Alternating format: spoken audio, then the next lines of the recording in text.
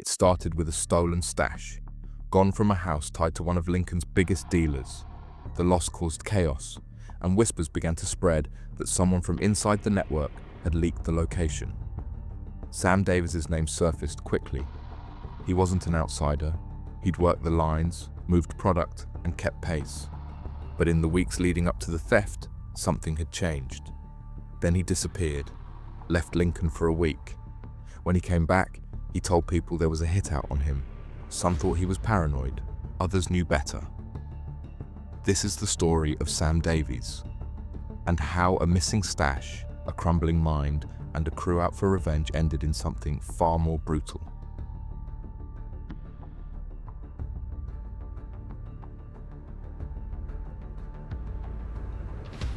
Daniel Haydari wasn't the type most expected to run a criminal network.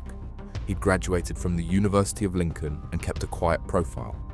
But by 2021, he'd built a drug supply business that moved serious weight. He was one of the biggest cannabis wholesalers in Lincoln, earning over £500,000 a year. He stayed at the top of the street-level chain and oversaw the supply. He didn't handle sales himself. That was left to people like Joe Jameson, younger, local, and well-connected. Jameson operated further down the line, but with volume. He bought one tick from Haydari, resold it to local dealers, and repaid on time. It was clean, structured, and lucrative. Jameson's crew moved fast, and one of his trusted runners was Sam Davies.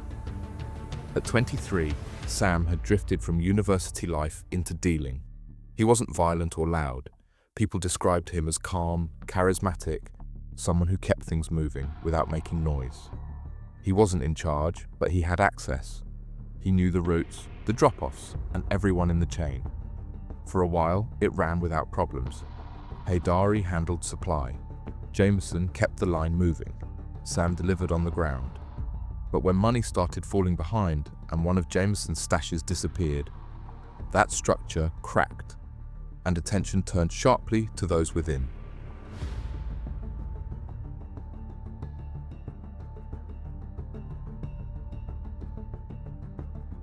The first sign of trouble was one of Joe Jameson's safe houses had been hit, and it was clean.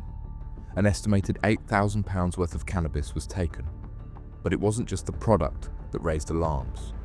A laptop belonging to someone inside the network was gone too, and whatever was on it made the loss more serious than street value.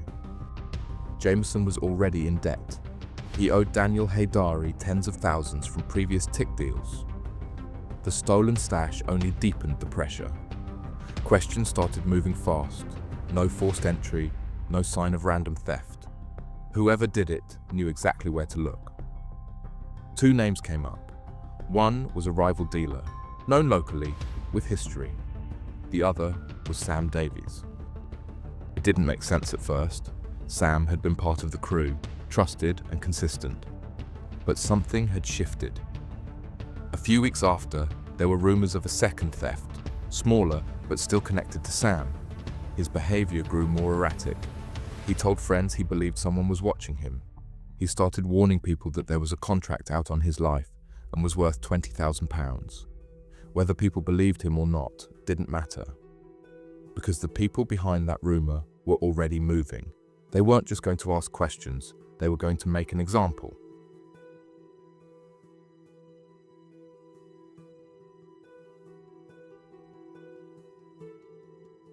Before we move forward, let's get to the real question.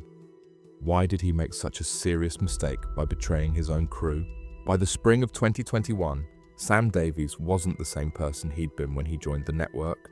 What had started as just another route to fast money had turned into something else. Harder to manage, harder to walk away from. He was 23, with a background that didn't fit the typical narrative. He'd studied. He had plans to return to university. But somewhere along the way, the weight of the lifestyle caught up with him. Those closest to him saw the shift. His girlfriend described sudden mood swings, rising paranoia, and a growing sense of fear that wouldn't leave him. Instead of stepping back, he turned to self-medication. Not through prescriptions, but through contacts. He started buying Xanax from a rival dealer, someone known in local circles who had a reason to pull him in. The pills gave him a temporary calm, but they also made him vulnerable, easy to sway and control. That rival dealer, according to witness statements, was someone Sam began to trust more than his own crew. In the weeks before the stash house was robbed, the two were seen together more often. Therefore, the theory circulated that Davies had likely shared the location of Jameson's stash with the rival dealer he was now using for pills. The theory was simple. Sam hadn't broken in himself, but he'd made it possible. And not long after, the theft happened. And once that message spread through the network, it didn't take long for the decision to be made. Sam left Lincoln without explanation and went to Nottingham. He returned a week later. In the days before the attack, he tracked down Sam's girlfriend. Calmly, he told her if she was hiding Sam, he'd kill him. If she was lying, she'd be next. Soon after, there were rumors of a second theft that we already talked about. In response, he changed the way he moved, told his girlfriend to lie if anyone came asking for him. He stayed indoors, avoided familiar places. But by then, the damage had already been done. He hadn't just fallen out with the crew. He was now the reason they looked weak. And in their world, weakness always had a cost.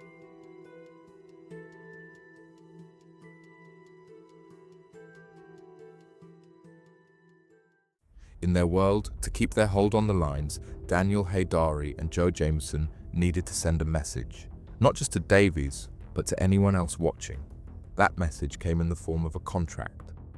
According to evidence heard in court, Haydari reached out to Billy Gill, a younger associate within the local scene. In a message, Haydari kept it short. Gill didn't hesitate and passed on a name. Imantas Gochman, a 20-year-old with a record, and someone Gill said had done that stuff before. From that point, the plan moved quickly. The target was clear. The fee was agreed. Phone records, later presented to the jury, showed an intense flurry of contact between Haydari, Jameson, Gill, and Gochman in the lead-up to the attack. Messages went back and forth throughout the afternoon and evening of 27th May. CCTV later confirmed that Gochman had changed into all-black clothing that night before leaving his house.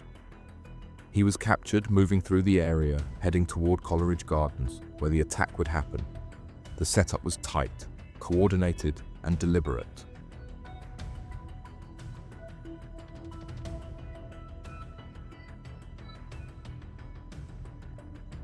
On the evening of 27th May 2021, Sam Davies believed he was heading to meet someone he trusted, a friend, possibly a dealer, someone he'd met through Lincoln's drug scene. He didn't know it was a setup. At 10:30 p.m., a taxi picked him up and dropped him off near Browning Drive close to Coleridge Gardens, a quiet residential area in Lincoln's St. Giles estate. Evidence later revealed he believed he was collecting Xanax, something he'd been using regularly in the weeks before. But the person he thought he was meeting never existed. The messages, invite, and the location all orchestrated. Waiting in the shadows was Imantas Gochman. Gochman had come prepared. He wore dark clothes and was armed with a replica Rambo-style knife. At about 10:45 p.m. on May 27th, as Sam made his way through the quiet estate, Gochman approached him without warning. 2 deep knife wounds, both to the chest. The attack was fast and brutal. By the time neighbors heard movement, it was already over. CCTV footage later showed Gochman fleeing the scene. Sam didn't collapse immediately. Somehow, he stayed on his feet. Bleeding heavily, he staggered down the street and made it to a nearby house. He knocked. A resident opened the door to find him slumped and soaked in blood, struggling to speak. Emergency services were called within minutes. Paramedics attempted life-saving treatment at the scene, later taking him to the Queen's Medical Centre in Nottingham, where doctors performed open heart surgery, but the damage was too severe. At 2:45 a.m., Sam Davies was pronounced dead.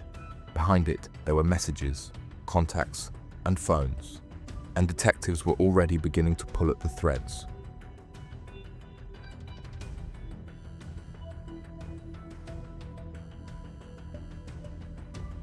The crime had been silent, but the crew had left behind noise, data, footage, and digital footprints that would build the case brick by brick. It began with the knife. After the attack, police secured the scene at Coleridge Gardens. In the search that followed, officers recovered the weapon, discarded near the site. Forensic analysis confirmed Aymantas Gökmen's DNA on it. That was the first link, but far from the last. Next came the phone records. Detectives mapped out communications between Haydari, Jameson, Gill, and Gökmen on the day of the murder. The volume and timing were crucial. Messages had flowed between them throughout 27th May, growing more frequent as evening approached. The contacts spiked in the final hours leading up to the stabbing, and then dropped immediately after. Investigators also retrieved chat logs and texts, one of them that we have already discussed, where he was asking for the killer. Then came the CCTV footage. Cameras tracked Gökmen in the hours before the attack. He was seen leaving a pub, heading home, and changing into all black clothing. Later, more footage captured him moving through the St. Giles area, walking toward the location where Sam Davies had been lured. Other footage placed vehicles linked to the defendants loitering near the scene before the attack. Finally, there was the link to the fake meetup. The person Sam thought he was meeting had used a new number, consistent with how his rival dealer named as Carlito operated. But that number, police found, was traced back to Gökmen. Each piece alone wasn't enough, but together it was airtight. A discarded knife, a coded message, a fake invite. The Crown called it premeditated, coordinated, and impossible to explain away.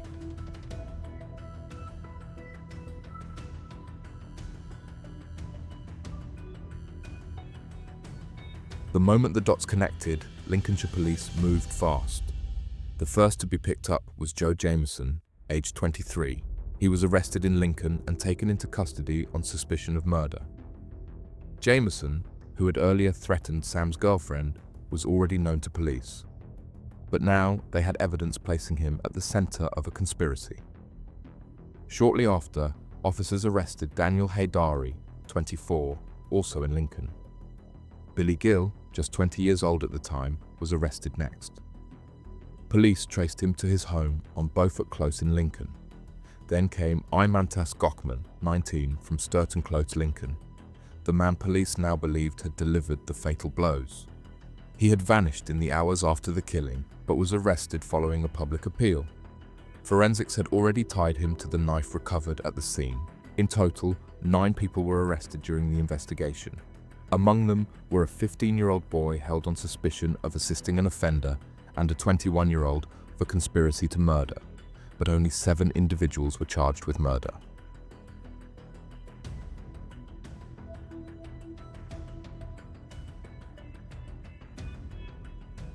On the 12th of January 2022, the trial of 7 men charged with the murder of Sam Davies began at Nottingham Crown Court. The case was heard before the Honourable Mr. Justice Goss and would run for more than 13 weeks, longer than expected, due to the volume of evidence and the complexity of the conspiracy. The prosecution presented a case built on coordination and premeditation. They laid out the strong and undeniable evidence gathered by police during the investigation. Text messages, phone records, and CCTV footage were central to the Crown's case, especially the message sent by Daniel Haydari to arrange the hit. The defense attempted to challenge the meaning of the messages. They argued that the word dip was slang for robbery, not violence, and that there was no proof the intention was to kill. They also questioned Sam Davies' character, pointing to his own mental health struggles, his fallout with Jameson, and his alleged involvement in drug activity and theft, but the jury didn't accept that version.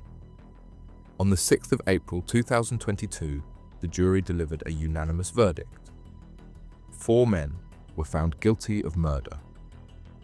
The other 3 defendants, Eric Kiesel, Charlie Wakefield, and a 17-year-old boy, were acquitted of all charges. 6 days later, on the 12th of April, sentencing was handed down. Joe Jameson, aged 24, was sentenced to life imprisonment, with a minimum term of 25 years. The court found that he had played a leading role in orchestrating the attack and threatening Sam's girlfriend. Daniel Haydari, 25, also received life with a minimum of 25 years. He was identified as the senior figure in the operation, the one who funded and authorized the hit. Imantas Gochman, 20, the man who carried out the stabbing, was sentenced to life in prison, serving a minimum of 24 years. Billy Gill, 21, was handed life with a minimum of 23 years. 4 men went down for murder. But for the Davies family, no sentence could undo what was lost. What do you make of this case? Was the sentencing fair, or did someone deserve more time? Let us know your thoughts in the comments. And if you want more real UK crime stories like this, subscribe, turn on notifications, and we'll see you in the next one. There's always another case to uncover.